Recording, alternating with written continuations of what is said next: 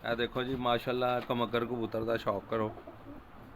उस्ताद मियाँ नज़ीर महरूम साहब के घर की ब्लीड अज भी चल रही है तो जनाब एंड बच्चे उड़ा रहा है। वाइब्रेशन करंटा तो यह क्वालिटी है।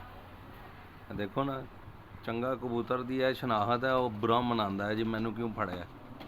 हाँ जी यह देखो करंटा, यह दुम है, यह देखो यह पंजे। इन्होंने कबूतर ने नहीं बच्चे उड़ाने तो किन्हों ने उड़ाने। ये बहुत घट तादाद ही चाहे लाहौर के अंदर कबूतर नायाब कबूतर हैं जी। जेठ की फुल गर्मी पड़ रही हो 47, बाहर के मुल्कों जिधर बहुत ही ज़्यादा गर्मी पैंदी है, यह कबूतर ही जनाब उड़ते हैं। इन्हों का क्रॉस सियालकोटियां बहुत अच्छा रिजल्ट है माशाल्लाह। यह देखो जी माशाल्लाह मादी भी देखो आउट क्लास ब्लीडर। यह देखो माशाल्लाह पर देखें कैसे, क्या बात है माशाल्लाह जी, ज़बरदस्त। यह देखो, यह देखो यह क्वालिटी होंगी है कबूतर यह दुम।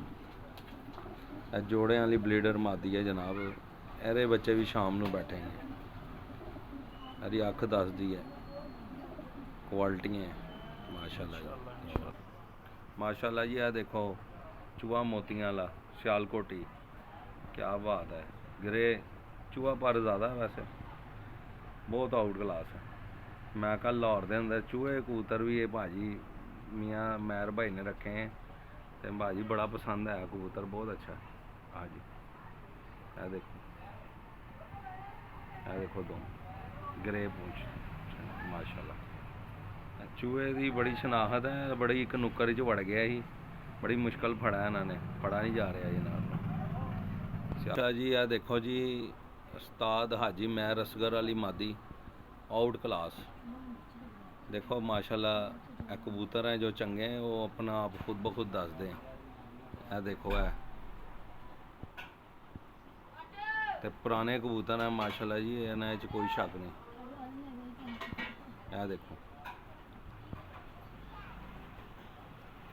यह देखो कैसा भी बने हैं, दागा का भी बने हैं तो माशाल्लाह गाड़ी है, थल्ले तक गाड़ी है। यह देखो जी थल्ले तक गाड़ी है माशाल्लाह जी, बहुत आउट क्लास है। देखो आखिरी चमक, कलर, नोक माशाल्लाह, पंजे है देखो, यह पूंछल देखो एक पर